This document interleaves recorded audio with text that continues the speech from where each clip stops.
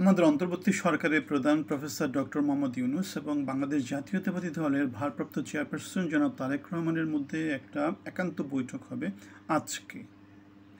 বাংলাদেশ এবং বাংলাদেশের ভবিষ্যৎ এই বৈঠকের উপর অনেকটাই নির্ভর করবে, কারণ অন্তর্বর্তী সরকার ক্ষমতা নিয়েছে বাংলাদেশের হাজার হাজার ছেলেপেলের রক্তের এবং আহত হওয়ার বিনিময়ে। 17 বছরের ফ্যাসিজম এর ভিতর দিয়ে বাংলাদেশ পরিচালিত হওয়ার মধ্য দিয়ে 55 বছরের স্বাধীনতার যে সুফল বাংলাদেশ পাওয়ার কথা ছিল, সেই সুফল থেকে বাংলাদেশ যোজন যোজন দূরে চলে যাওয়ার মধ্য দিয়ে। সুতরাং বাংলাদেশে পুরনো সংস্কৃতি আর চালু থাকা উচিত না।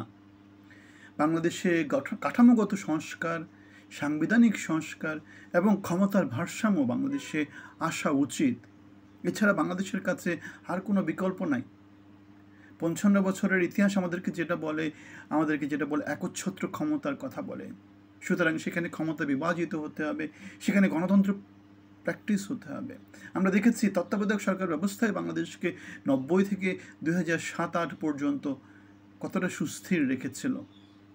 একটা মাত্র সংস্কার যদি বাংলাদেশে এত দূর পরিবর্তন নিয়ে আসতে পারে, সেই বাংলাদেশকে এবং তত্ত্বাবধায়ক সরকার বাতিল হওয়ার মধ্য দিয়ে আমরা দেখেছিলাম যে 17 বছরের ফ্যাসিজম হাসিনা কায়েম করতে, পরিবারতন্ত্র কায়েম করতে আমরা দেখেছিলাম কীভাবে জুলাই আগস্টে বাংলার তরুণ সমাজের রক্ত দিয়ে বাংলাদেশ কীভাবে রক্ত স্নাত হয়েছে।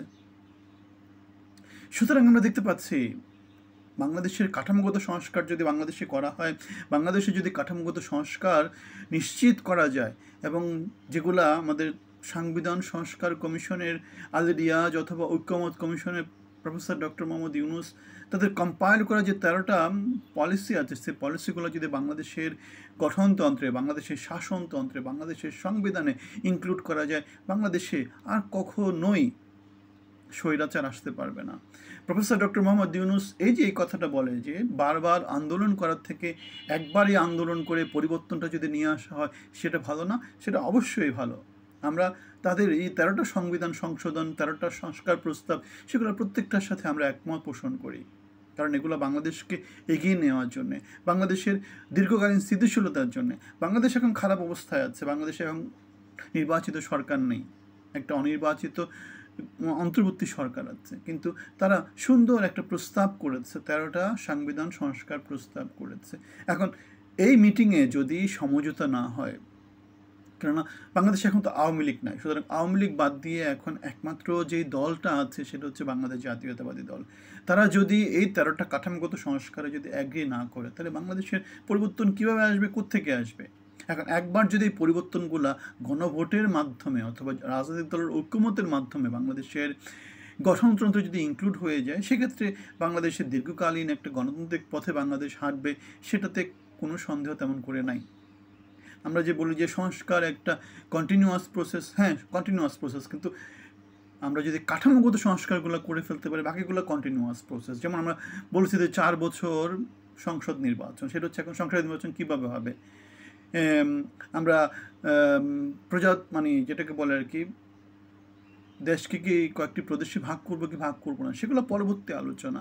কিন্তু 4 বছর পরপর নির্বাচন হবে, সেটা যদি ঠিক হয়ে যায়, তখন সেখানে বাকিটা এখন কন্টিনিউয়াস আমরা বাকিটা করতে থাকবো, উন্নতি করার জন্য বাকিটা আমরা যোগ করতে থাকবো।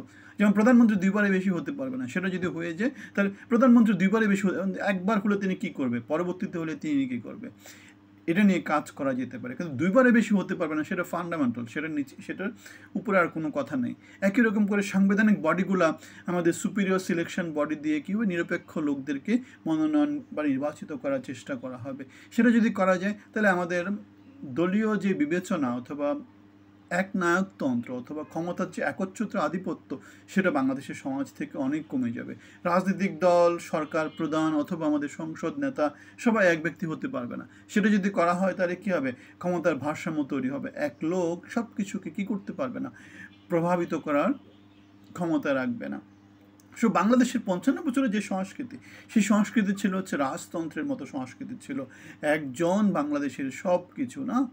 এখন এই ক্ষমতাটাকে যদি আমরা ভাগ করে দিই, সেক্ষেত্রে যেটা হবে, বাংলাদেশের নেতৃত্ব উঠে আসবে, বাংলাদেশের গঠনগত গুণগত পরিবর্তন হবে এবং সেই পরিবর্তনের অংশী আমরা হতে চাই। পরিবর্তনের অংশী আমরা হতে চাই। আমরা সেজন্যই 17 বছর বিএনপির গণতান্ত্রিক আন্দোলনে ছিলাম, আমরা সেজন্যই কোটা আন্দোলনে ছিলাম, আমরা সেজন্যই গত 10 মাস 11 মাস ধরে ইউনূস সরকারের সঠিক লাইনে যাতে তারা থাকে সেজন্য আমরা নানা রকম কথা বলে যাচ্ছি।